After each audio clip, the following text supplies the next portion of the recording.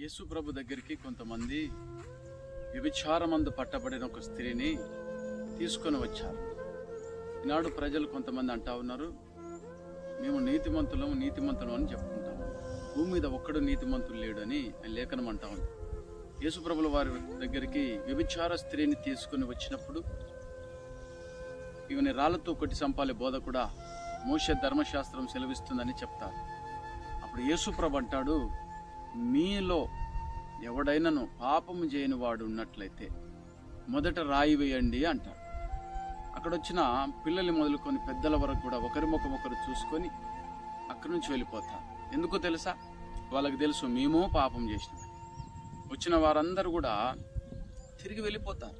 యేసుప్రభు ఆమెతో అంటాడు, అమ్మా నేను నిన్ను శిక్షించాను, ఇక వెళ్ళుము, ఇక నుంచి పాపము చేయకమని చెప్తాడు.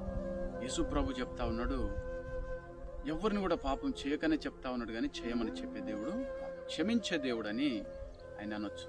ఆయన క్షమించగల దేవుడు, కృపగల దేవుడు.